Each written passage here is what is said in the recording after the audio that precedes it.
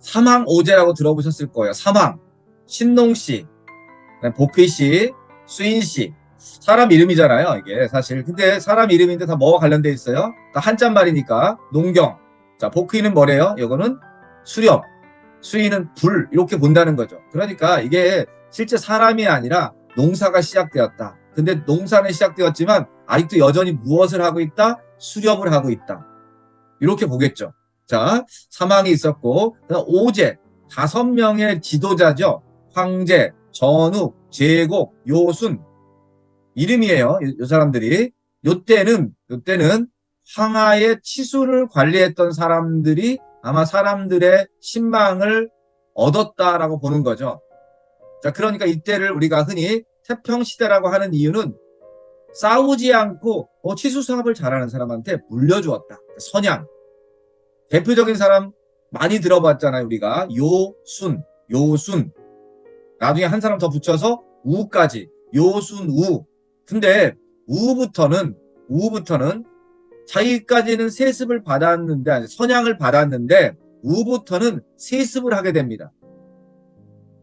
세습은 뭐예요? 왕조잖아요. 그래서 우임금부터 하나라, 아까 우리가 얼리터우 문화라고 하는 하나라가 시작되었다라고 봅니다. 우임금부터. 이때부터는 세습 왕조라고 보실 수 있는 거고요. 하왕조. 아까 얼리터우 문화, 중국 최초의 왕조. 자, 기원전 21세기에 세워져 가지고 약 한 300년 동안 이어졌을 거라고 추정하는 것인데요. 공자가 썼던 이 시경이라는 곳에 나오는데 아직까지 정확한 증거가 나오지 않아서 다른 나라에서는 하왕조를 중국의 그 역대 왕조에서 빼버렸습니다. 우리나라 세계사 교과서에서도 나오지 않아요. 근데 최근에 계속해서 중국이 뭐 자기들이 심려를 기울여서 이 하왕조에 뭔가를 만들어내려고 발굴 작업을 많이 하나 봅니다. 그래서 여러 유적과 유물이 나오기 시작하면서 아마 멀지 않은 시간에 하왕조가 공식적으로 인정받지 않을까. 자, 이 하나라에서 알 수 있는 사건이 하나 있는데 바로 그 사람이 거왕이라는 사람이에요. 거왕. 하나라의 마지막 왕이라고 알려져 있는데 이 거왕의 여자친구가 말희입니다. 나라를 말아먹었나? 말희. 자, 이 말희가 거왕과 너무 이제 재밌게 놀다가 나라가 망했다. 이 하나라를 멸망시킨 나라가 상나라예요. 옛날에는 은나라라고 했죠. 은나라. 그래서 하, 상, 주 이렇게 이어집니다. 자, 어쨌든 하나라가 망할 때 누가 등장한다고요? 여자가 등장했네요. 그래서 나라가 망할 때, 나중에 상나라도 망할 때 여자가 등장하고요. 주나라도 망할 때 여자가 등장해요. 그래서 나라가 망할 때마다 누가 있어요? 아름다운 여자가 있다 해서 경국지색이라는 고사성어가 탄생했는데, 여기서 걸왕, 걸쭉하게 술을 마십니다. 우리가 걸주라고 합니다. 하나라의 걸왕과 상나라의 주왕, 그래서 걸주 이런 단어도 나오는데요. 자, 하왕조가 여기 지금의 황하의 중류지방에서 자꾸 이제 관련된 유물과 유적이 나오면서 존재한 왕조로 인정받을 날이 가깝다. 자, 상나라. 옛날에는 은이라고 그랬습니다. 지금은 상이라고 부르는데, 자, 상족. 아까 하족, 상족, 주족. 예전에는 건국한 족에 의해서 나라 이름을 붙여줬는데, 자, 이 하나라를 멸망시키고 상나라가 들어섰는데 도읍지를 자주 옮겼는데 그 도읍지 중에서 가장 유명한 곳이 은허라는 곳이에요. 그래서 우리가 은나라라고 불렀던 거죠. 여기에서 뭐가 나왔으니까? 궁전에 터가 나왔으니까 은나라라고 불렀다. 자, 이 은나라라고 불리웠던, 상이라고 불리는 이 나라는 우리 교과서에 가장 먼저 등장하는 중국의 역사에서 중요한 포인트가 나오죠. 갑골문자. 그래서 시험에도 잘 나왔죠. 요거는 갑골문자 한자의 기원이다 라는 거. 또 하나 순장을 했다. 뭐 태음력, 신정정치인데 이 은나라의 달력이라고 그래가지고 은력. 이거는 우리나라 부여나 이런 데서 쓴 것으로 확인됩니다. 그러니까 일부에서는 이렇게 얘기하는 경우도 있대요. 이 상족이 우리 동이족과 상당히 밀접한 관련이 있어. 왜냐하면 부여나 고구려에도 순장제도가 있었거든요. 그렇게 보기도 합니다. 근데 그게 확정 지을 수는 없으니까 그렇게 주장하는 일부도 있다라는 거.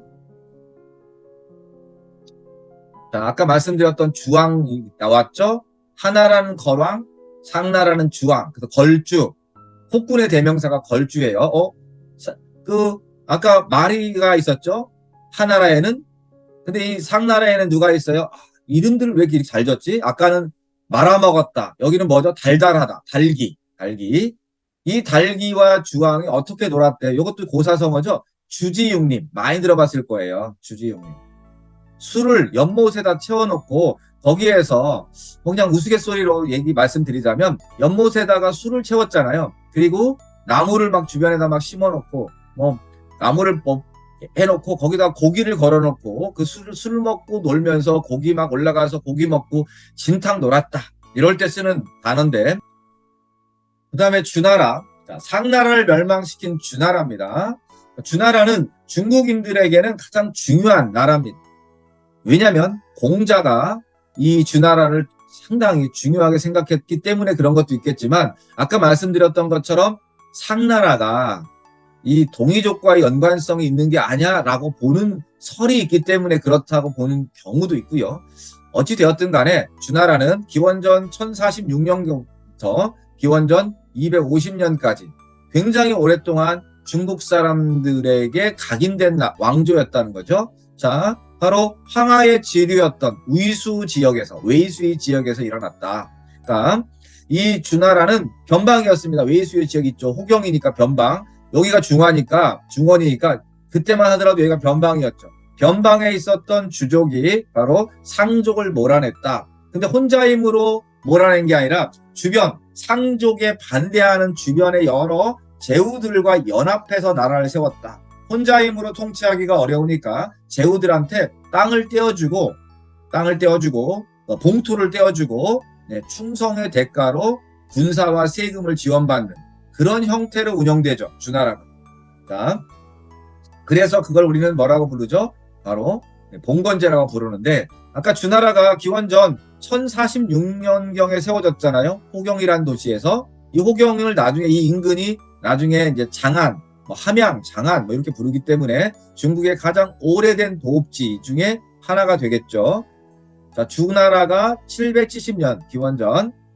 그럼 누가 쳐들어오나요? 견융이라는 서쪽에 있는 그런 중국인들이 보기에는 오랑캐라고 불렀던 애들이 쳐들어와서 동쪽으로 옮깁니다. 어디로 옮겼나요? 류양으로. 자,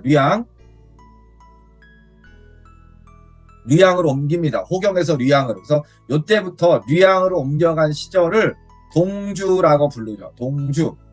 동쪽으로 옮겼다. 이때도 마찬가지로 주나라의 왕이 유왕이 있었고, 그 옆에 누가 있어요? 포사라고 있었다. 포사. 이 여자는 어떤 걸 좋아했냐면 비단 찢는 걸 좋아했대. 포 찢는 걸 좋아했대. 외우기 너무 좋다. 포를 찢었다. 비단을 찢으면 그때 깔깔깔 그랬대요. 이상한 애죠. 자, 그 정도로 사치를 즐겼다라고 볼 수도 있는 그런 사람인데, 이때 쳐들어온 거예요. 그래서 도망갔다. 그래서 이때 서주와 동주라고 나누어지는 이 시점을 역사에서는 춘추시대라고 부릅니다. 춘추시대의 시작. 그러니까 주나라의 힘이 약해졌다. 이제는 지방 제후들의 힘이 강해지기 시작하는 시점을 기원전 770년, 이때를 뭐라고 부른다고요? 춘추시대. 자, 주나라의 봉건제도. 자, 제후들이 대부분 뭔가 보세요. 시족적 혈연관계. 그러니까 서양 중세 봉건제는 쌍무적 계약관계잖아요. 근데 중국은 시족적 혈연관계. 동양의 흔적이죠. 혈연을 강조하는 그런 문화가 이 주나라에서부터 시작되었다.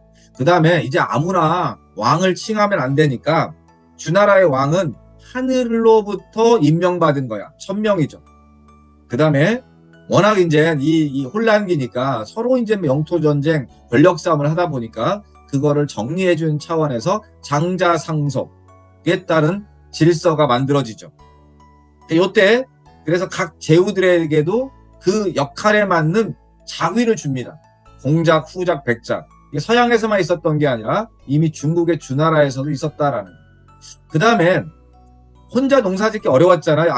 아까 중국 문명의 출발이. 그래서 혼자보다는 함께하는 농사를 냈다. 정전법. 이거 하나 기억을 해주시면 될 것 같아요. 자, 춘추 전국시대. 자, 춘추. 공자가 편찬한 역사책 중에 춘추에서 나왔다. 춘추에서. 그러니까 공자 시대 때부터 춘추라는 단어는 썼다는 얘기고요. 전국시대라는 전국은 전국책이라는 건 한나라 때 나왔대요. 그러니까 이건 전국시대라는 단어는 한나라 때 정리되었다. 그러니까 진짜 전국시대에는 전국시대라고 부르지 않았다는 얘기예요. 그러니까 춘추 전국시대라고 불리는 것은 한나라 때 정리가 되었다라고 이렇게 보는 거고, 그때부터 불리워져서 우리까지 지금 계속 이어져 오는 건데, 기원은 이렇다라는 거. 자, 춘추시대 보시면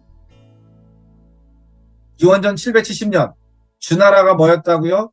호경에서 류양, 나급으로 옮겨갔다라는 겁니다. 옮겨갔다. 자, 요때는 주나라가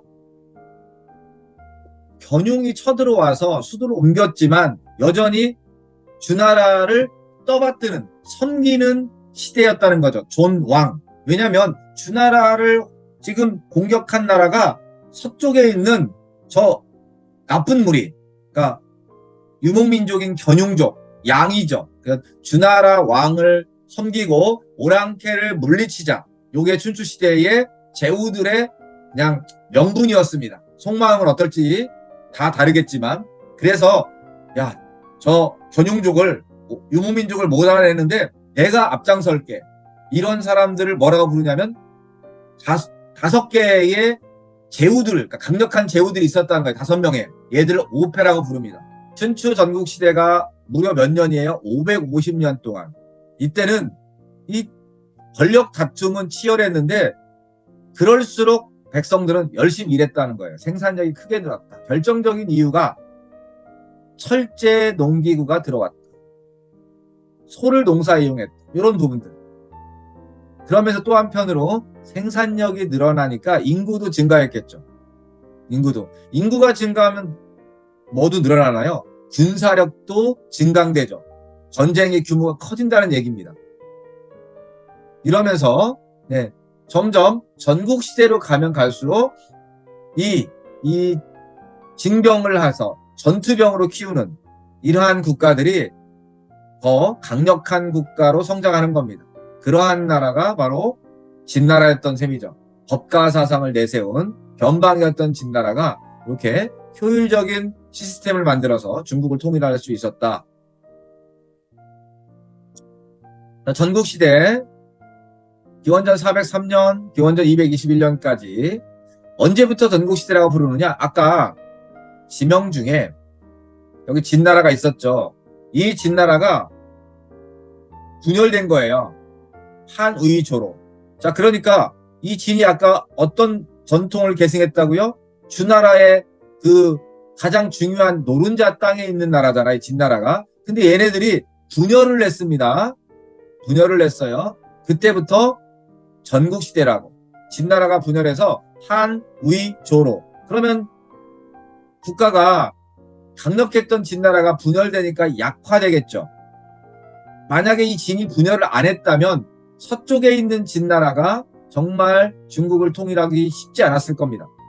자, 그래서 전국시대에 가면 7개의 국가가 완성이 돼요. 여기 보면 연, 초, 진, 제, 한, 의, 진. 여기 진이 2개인데 요 진이 분열되는 거죠. 이 진이.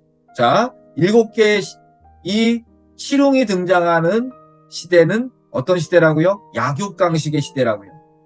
춘추시대는 뭐의 시대였죠? 존왕양이.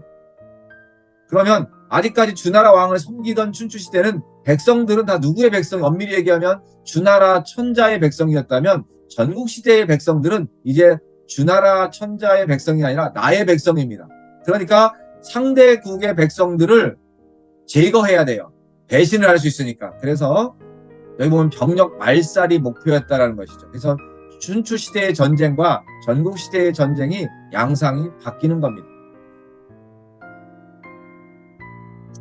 자, 전국의 치룡의 위치를 보시면 원래 요 나라 한나라, 위나라, 조나라가 원래 진나라였는데 분열돼서 쪼개진 거죠. 그러다 보니까 이 진나라한테 하나씩 하나씩 각계 격파가 된다. 가장 강력했던 나라 중에 하나가 초나라죠. 왜냐하면 면적도 넓었을 뿐만 아니라 면적이 넓다는 것은 인구도 꽤 있었을 테니까요. 근데 이 진나라가 이 나머지 6개를 멸망시키기 위해서 끊임없는 외교전을 구사하기도 하죠. 자, 이 춘추전국 시대엔 생산력만 증가된 게 아니라 사람들이 삶에 대해서 질문하기 시작한 시대이기도 합니다. 우리가 알고 있는 동양철학, 흔히 공맹사상, 노장사상 이때 다 만들어지는데요.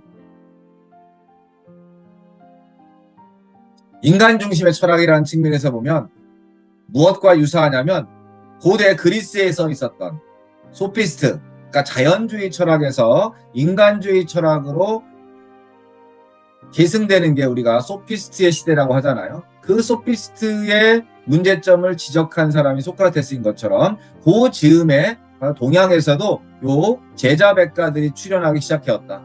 그러니까 주나라는 뭘 중시했던 나라죠? 상나라는 바로 제사 문화였죠. 인간이 아니라 제사를 지내서 신이 원하는 대로 인간을 희생시켰잖아요. 순장 문화 같은 것들이. 근데 이 춘추 전국 시대에 와서는 바로 세상의 중심에 누가 있다는 거죠? 인간이 있다. 우리가 이 세상을 올바르게 이끌어 나가야 돼 라는 생각을 하기 시작했다는 것입니다. 자, 인간을 발견하려는 시대라는 거. 근데 이러한 시대에 권력을 갖고 있는 사람들은 인정하기 싫었던 거죠. 그러니까 공자나 맹자와 같은 사람들의 주장이 당대 제후들한테 받아들일 수 없는 사상이었다는 거죠. 그 당시 기준으로 보면 엄청난 진보주의 그런 인물들이었다. 오늘날 우리가 보는 공자에 대한 관점하고는 좀 다른 측면이 있다는 거죠. 공자와 같은 오늘날 우리나라 사람들 많은 부분에서 공자는 상당히 보수적이고 전통적이다라고 생각할 수 있지만 당대 기준으로 보면 혁신적인 인물이었다는 것이죠. 자, 그러니까 제자백가는 춘추전국 시대에는 받아들여지지 않았지만 그 이후에 등장하는 왕조 국가에서는 필요한 부분들을 발췌해서 사용하게 됩니다. 지금까지 이어지게 되는 거죠. 이 제자백가의 사상들이.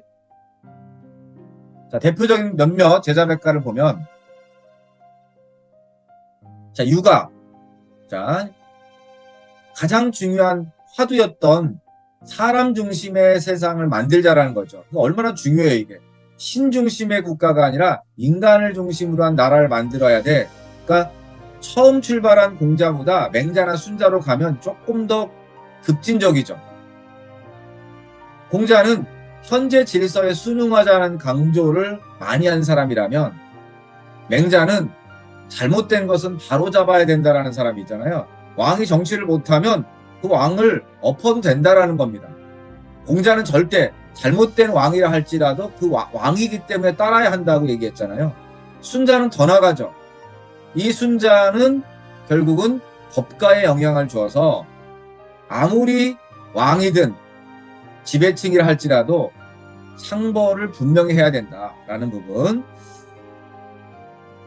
나중에 중국 국가 이념의 핵심으로 자리 잡는 이유가 여기에서 자기들한테 좋은 것만 뽑아내서 국가를 통치하는 이데올로기로 쓰는데 한나라 때 가서 활용이 됩니다. 도가. 이 도가라는 것은 질서, 억압 이런 걸 반대하잖아요. 그러니까 인간이 가장 자유롭게 살 수 있게 만들어주자. 이건 국가로 봤을 때는 상당히 위험하죠. 이들은. 그래서 중국에서는 이 도가라는 부분, 우리가 노장사상이라고 하는 부분에 대해서 국가 차원에서 받아들이지 않습니다. 이거는. 또 하나, 이 노장사상은 기존의 질서를 부정하거나 기존의 이 어떤 제도를 비판하는 기능이 강하다 보니까 언제 많이 나올까요? 왕조의 말기에 많이 나옵니다. 그래서 동기하는 백성들이 이 노장사상과 많이 연결되죠.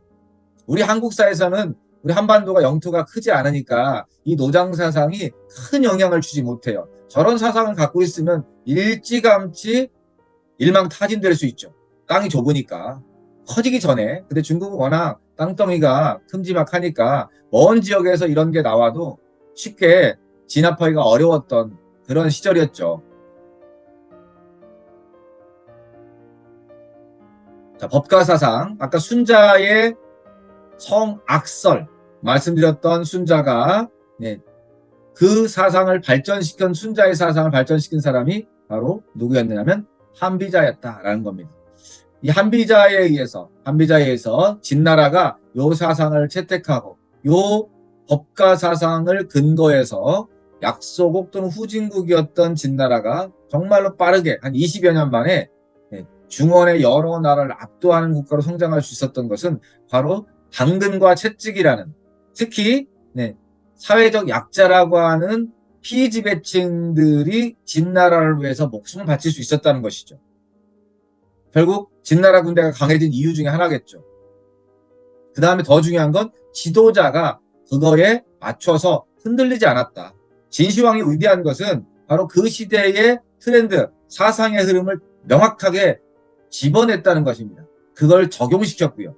그러니까 굉장히 인간적으로 보더라도 탁월했다라고 볼 수 있는 그런 인물이라고 할 수 있죠. 그 사람에 대한 비판하는 또 다른 부분도 있겠지만, 그걸 잘 보여주는 영화가 요 영웅이란 영화예요. 그럼 개인적으로 굉장히 잘 만들었다. 진시황의 생각을 잘 반영했다. 아니, 오늘날 중국의 사상을 반영했다. 이렇게 보기도 합니다. 그러니까 당대 최고의 배우들이 등장한 영화입니다. 나중에 혹시 안 보셨으면 기회 닿으면 참고해도 좋을 것 같아요.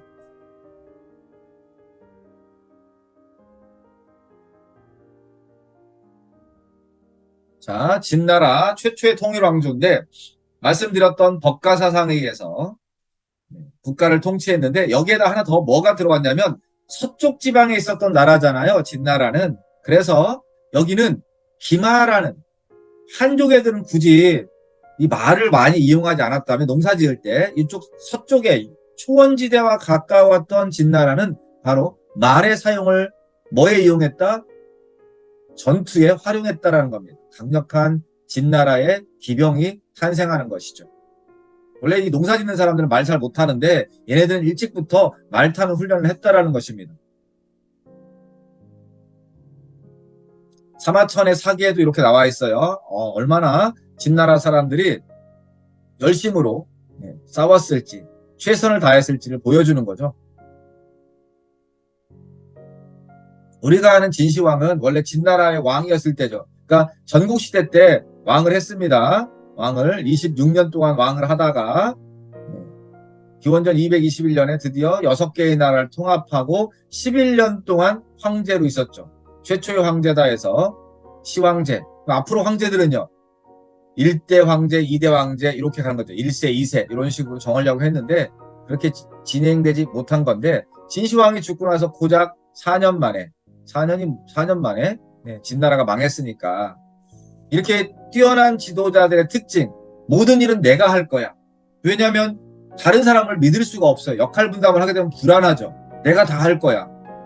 그러니까 나만큼 능력 있는 사람이 없으면 자기가 일을 다 해버려요. 그러면 본인이 그 일을 못하는 경우에는요, 그게 문제죠. 진시황은 후계자를 정해놓지 않은 상태에서 죽은 겁니다.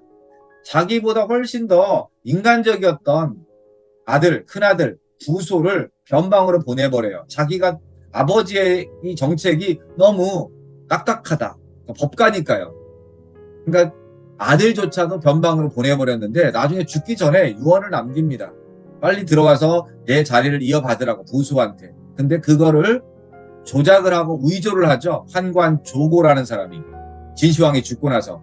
그걸 의조를 해서 부소한테 이 진시황의 교지를 내립니다. 자결하라. 큰아들 부소는 아버지에 대한 효심이 굉장해서 주변 장군들은 이거 문제가 있는 것 같다 해서 들어가자라고 했는데도 불구하고 목숨을 끊어요. 만약 부소가 아버지의 말을 따르지 않았다면, 그 가짜지만 진나라는 좀 더 오래 가지 않았을까라고 볼 수도 있겠지만, 역사에서 만약이라는 걸 가지고 설명할 수는 없으니까요. 부수가 죽고 나서 왕이 되는 것은 바로 네, 호예라는 애가 황제가 되거든요.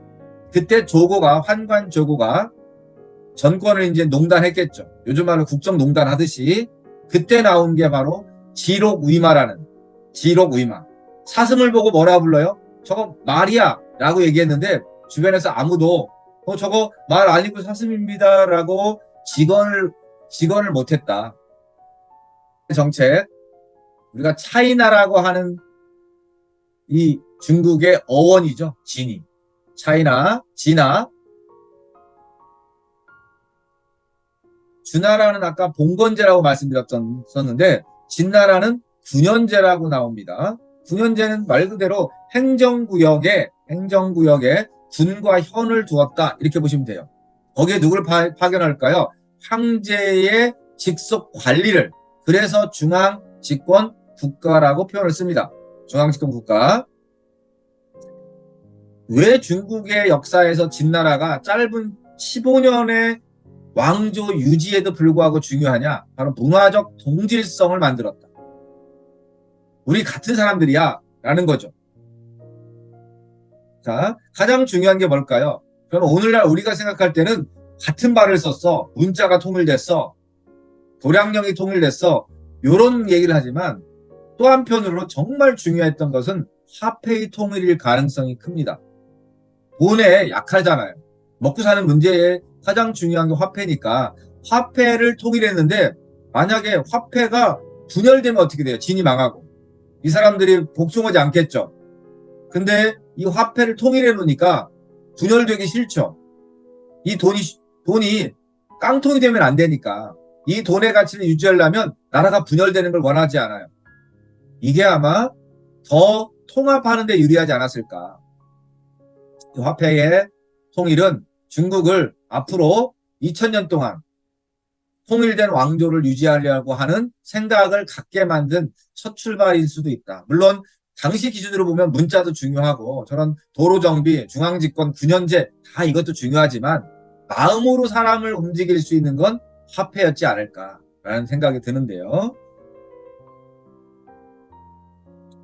사상통일, 법가사상 많이 들어보셨을 분서갱유 이런 거 많이 들어보셨죠. 또 하나 중요한 게 진나라 하면 떠오르는 게 만리장성이잖아요. 흉노정벌과 만리장성. 아까 큰아들 부소도 바로 이 흉노정벌의 만리장성 축조 현장에 내보내버렸다라는 것처럼 오늘날 우리가 보고 있는 만리장성 사진에서 나오는 거는 명나라 때 쌓은 성이고요. 원래 진나라가 쌓은 성은 토성이었습니다. 거의 흔적이 남아있지 않고 저쪽 사막 초원지대 일부 토성이 남아있다고 하는데 진시황이 쌓은 것은 다 흙벽돌로 쌓은 성이라고 보시면 되고요. 중요한 건 진시황이 처음으로 만리장성을 쌓았다라고 알지만 실제로 원래 장성은 춘추 전국시대도 있었습니다. 그거를 연결한 거예요. 하나의, 왜냐하면 통합된 국가니까 연결한 거고 또 하나 알 수 있는 건 이 성이라는 게 꼭 침략을 막겠다라는 의도만 갖고 접근할 게 아니라 이렇게 보자는 경우도 있다는 거죠. 여기까지가 내 땅이야. 그러니까 경계죠. 경계 안쪽과 바깥쪽. 바깥쪽은 누가 살아요? 이민족. 중국 애들이 보면 오랑캐라고 하는 데 사는 거죠. 우리가 옛날에 시골 같은 데 가면 울타리가 있잖아요. 울타리 안에 누가 있어요? 마당이 있죠. 우리 마당이죠. 우리 마당. 이 마당에서는 내가 마음대로 할 수 있는 거죠. 근데 울타리 밖을 나가면요. 내가 마음대로 못 하는 거잖아요. 그러니까 만리장성 안쪽과 이 바깥쪽에 이 경계의 의미가 컸다라고 보는 그 시선도 상당수다라는 거.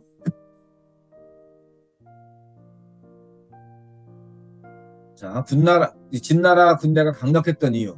이런 부분에서 상당히 좀 이렇게 훈련도 잘 돼 있고 또 하나는 여기 보시면 궁수들이 교대로 일어섰다 앉았다 하며 활과 쇠뇌를 쏘았다. 이런 게 영화에서도 많이 나오는데 진나라 관련 영화 때 보면 연발식 사격이 가능했다는 거죠. 이건 결국은 엄청난 훈련량이 필요했을 것이다 라는 거고, 훈련량이 필요하다는 얘기는 뭐예요? 전투병을 별도로, 그러니까 농사 짓는 사람과 전투에 임하는 사람을 분리했다라고 볼 수 있겠죠. 과거에는 대부분 농병일치제를 운영했거든요. 먹고 사는 게 중요하니까. 근데 진나라는 좀 다르게 좀 군대를 운영했다라고 볼 수 있겠네요. 진시황의 무덤이라고 보는 시황릉, 여산릉이라고 불리는 어마어마한 무덤인데 70여만 명을 동원해서 뭐 산 완전 발굴을 뭐 지금도 다 안 하고 있다고 하는데 그 중에 일부가 요 병마용갱 소용으로 나타나기도 했고요. 이 형태들이 다 다르죠. 얼굴 모양이나 이런 거는 다 이걸 하나씩 이걸 만들어서 갖다가 이렇게 다 끼우거나 부착하는 겁니다. 모양이 다 다른 이유는 요 병사를 보면 지금 창을 들고 있는 것 같죠. 그래서 뭐 무릎 쏴 하나 앉아서 하듯이. 더 중요한 건 이쪽 오른발에 아마 이 신발을 신었으면 신발이 이렇게 꺾이겠죠. 저 자세면. 그러면 신발이 딱딱하면 안 되잖아요. 힘들잖아요. 그러니까 아마 신발의 재질도 뭐 고어텍스인가? 네, 이렇게 좋은 재료로 만들었을 수도 있죠. 그만큼 이 병사들한테 특화된 제품을 만들었다. 진나라의 영토인데 말씀드렸지만 이쪽 서쪽은 여전히 중국의 영역 안에 들어가 있지 않습니다. 자, 진나라의 수도는 바로 세냥이라고 하는 여기가 이제 바로 지금의 시안인데요. 근데 지금 진시황이 지도가 안 나오네. 진시황이 이 전국을 순행하다가 이쪽에서 죽었어요. 이쪽에서 죽었는데 이 세냥까지 가야 되잖아요. 순행 중에 죽었으니까. 그런데 이 순행 중에 죽은 진시황이 죽었다는 이야기를 알리지 않으려고 아까 그 환관 조고가 이 진시황이 탄 마차 주변으로 여러 대의 마차를 동원해서 거기에다가 이렇게 고기를 넣어가지고 고기가 썩어서 나는 냄새처럼 만들었다고 그래요. 진시황의 죽음을 알리지 않으려고. 그랬지만 결국은 진시황은 죽은 거고, 자, 진나라가 얼마나 허약하게 무너졌느냐. 이 진승과 오광의 난이 이제 일어났는데, 농민입니다. 진승과 오광은 변방으로 이쪽 장성으로 이제 성을 쌓으러 가야 되는데 날이 안 좋아서 제때 시간을 맞추지 못한 거예요. 그러니까 얘네들이 어차피 저기 가서도 죽을 수 있으니까 이렇게 죽든 저렇게 죽든 뭔가 해보자라고 들고 일어났는데 수많은 사람들이 이때부터 결국은 반진 운동을 펼친 거죠. 그 중에 하나 강력한 얘네들은 일찍 사라졌고 요 지역에서 있었던 애들이 초나라였습니다. 초나라. 아까 전국 실흥 중에 초나라가 있었잖아요. 바로 양쯔강 남쪽에. 이 초나라가 진나라가 중국을 통일할 때 가장 강력하게 저항했던, 그리고 그 저항이 컸기 때문에 초나라 병사들은 거의 뭐 수십만 명이 생매장을 시켜버렸습니다. 진나라. 그래서 그 항우라는 집안도 이 초나라의 유명한 가문, 군인 집안이었는데 그 집안도 그때 상당수 많은 집안 사람들이 그렇게 죽은 거죠. 여기에 이제 그 항우도 상당히 그런 앙심을 품고 있었기 때문에 일찍 군사를 일으킬 수 있었고, 그래서 그 집안에서 군사를 항우가 일으킨다고 하니까 더 많은 사람들이 그 항우를 따르게 되었다라고 볼 수 있고요. 자, 진나라가 망했네요. 잠깐 이제 다른 나라 변방의 국가를 좀 보면 이 초원에 있었던 그 초원은 바로 유목국가겠죠. 농사를 짓지 않으니까 얘네들이 이동하니까 만주에서부터 말 타고 말 달려서 어디까지 갔나요? 지금의 이 아직도 끝나지 않은 전쟁인데 여기도 우크라이나 이 흑해까지 갔죠. 헝가리 초원까지. 이 헝가리라는 이름 자체가 훈이하다. 훈이 이제 영어식 발음이고 우리는 흉노라고 불러죠. 훈족을. 그래서 이 헝가리는 훈족이 세웠다라는 이야기도 있거든요. 그러니까 헝가리는 유럽인들 중에서 가장 동양인들과 좀 외향이 비슷한 그런 나라가 헝가리 사람들이다. 자, 이 동네 사람들은 초원길을 달리다 보면 많은 지참물을 갖고 다닐 수가 없죠. 그러니까 가벼운 건 아니겠지만 양은 적고 고가의 물건들. 가장 비싼 게 금이잖아요, 금. 이 세공 기술을 보세요. 상당하죠. 이 황금의 세공 기술. 이러한 것들이 사실 어디까지 들어오죠? 신라까지 들어옵니다. 신라에도 스키타이와 같은 흔적들이 상당히 많이 발견된다. 그러니까 유목민족의 흔적이 우리한테도 많이 남아있는 거죠. 우리는 농사만 지었을 거라고 생각하지만 그렇지 않다. 이 농경민족의 개념은 조선시대 때 정착된 거고 고려시대 때까지는 이러한 개방적인 무역이나 교역이나 이런 유목의 흔적들이 여전히 존재했다라는 거. 자, 중국 역사에서 중국인들에게서 불리게 된 이름이 흉노죠. 흉노인들이 흉노라고 자기들을 부르지 않았겠죠. 옛날 할머니들이 그런 표현을 쓰잖아요. 어우, 숭한, 어우, 숭한 자식, 숭한 놈, 이런 단어를 썼죠. 바로 흉노. 그러니까 약간 흉노 이미지는 어때요? 무도하다, 포악하다, 뭐 이렇게 볼 수도 있죠. 얘네들에 대해서 얼마나 공포, 두려움이 있었는지 그들을 막기 위해서 진시황 때부터 뭘 쌓았다? 장성을 쌓았다. 이렇게 볼 수 있고요. 예, 그런 단어도 있군요. 흉물스러움. 예, 흉물스러움. 맞아요. 여전히 쓰고 있는 단어였는데. 자, 흉노의 일대. 얘들은 영토 국가가 아니잖아요. 말 달리니까 영토와 관련이 없다. 흉노가 본격적으로 중국 역사와 만나는 지점은 아까 진시황 때도 있었지만 워낙 짧았으니까 진나라 때는 한나라 때입니다. 한나라 때는 이 흉노한테 정말 많이 당해요. 가장 대표적인 게 바로 이 한나라 고조, 한고조 유방이 백등산이라는 데서, 백등산 이거 만리장성 근처잖아요. 여기에서 거의 뭐 죽을 뻔했죠. 여기서 죽을 뻔했습니다. 요때 이 한나라 고조 유방의 요 위기를 누가 막아주느냐? 한고조 유방의 부인 여치가 이 흉노의 이 추장은 선우라고 그래요. 선우. 이때 한나라의 선우가 묵특이라는 사람인데 한자식 표현이에요. 얘한테 편지를 보냈다고 하죠. 뭐라고 보냈냐면 너희가 지금 한나라 부인한테 묵특의 부인한테 야, 너 남편과 니들 남편 친구들이 지금 이런 일을 벌이고 있는데 만약에 말이야 네 남편이 우리 한나라를 점령하면 우리 한나라는 예쁜 여자 되게 많아. 만약에 그렇게 되면 너 어떻게 돼? 너 찬밥 돼. 그랬더니 묵특의 부인이 편지를 보냈다고 그러죠. 남편한테. 야, 그만하고 돌아와라. 선물만 받고. 요렇게 해서 돌아갔다. 요렇게.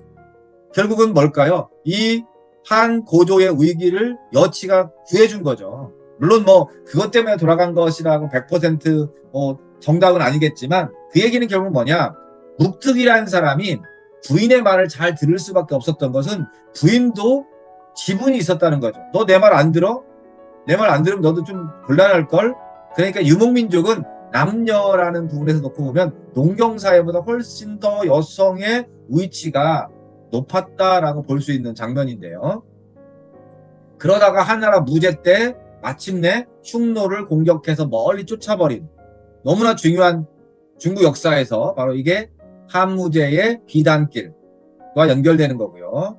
그러다가 이제 이 분열기 때 중국의 그 남북조 분열기 때 흉노가 마지막 불꽃을 피워냈고 그 이후부터는 중국 역사에서 거의 등장하지 않습니다.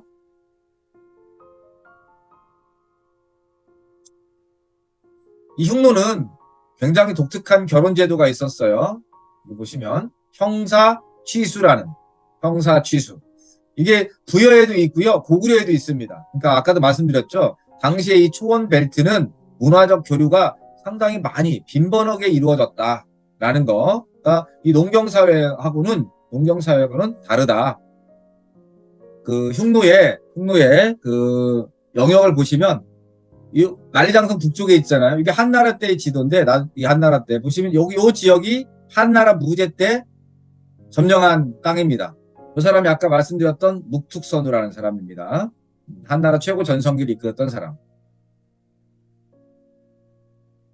이 흉노가 어디까지 갔는지요? 여기까지 갔죠? 여기 헝가리 초원까지 갔다는 걸 볼 수 있고요. 선생님, 네? 그 선우라는 뜻은 뭐 왕이라는 이런 뜻인가요? 네, 그러니까 농경사회에서 왕이나 황제 뭐 이렇게 같은 명칭이고, 이 선우가 나중에 이제 유목민족에서는 칸이라고도 불러요. 칸. 우리가 대칸 이런 거 있죠. 신라에서도 이제 칸의 흔적이 있어요. 신라의 왕들 중에서 마리깐 있죠. 마리깐, 이사금, 마리깐 뭐 이런 거 있는데, 그 마리깐도 그런 칸. 그 전에는 뭐 선우 이렇게 각 그 부족들 또는 민족들 뭐 이런 상황에 따라 조금 명칭이 달라지는 거니까, 우리가 신라도 처음에는 거서관, 박역거세를 거서관이라고 부르죠. 박역거세는 왕이 아니라 거서관. 아마 그다음에 차차웅은 무당의 의미가 있거든요. 그다음에 이사금이 또 연장자예요. 나이가 많은 사람을. 이사금. 그다음에 마리간이 그러니까 우두머리. 산 마루할 때 우리가 마루라고 하는 것처럼 거기서 나왔다. 산 등성, 마리간. 그다음에 마지막으로 왕이 나온 거죠. 신라에서. 왕이라고 쓴 사람이 신라 같은 경우는 지증왕이거든. 신라의 502년인가에 왕이 됐던 지증왕인데, 한나라가 전한이 있고 후한이 있어요. 전한이 있고 후한이 있습니다. 전한은 아까 한고조 유방, 한무제, 유철 이런 사람들이 전왕 때 사람이고, 중국의 상징. 자, 아까 키워드를 잘 보세요. 중화의 영원한 고향이 뭐라고 그랬죠? 주나라. 중화의 영원한 고향, 주나라. 그 다음에 중국 역사의 자랑스러운 중앙 집권을 완성한 나라, 진나라. 또 하나, 중국의 상징, 한나라.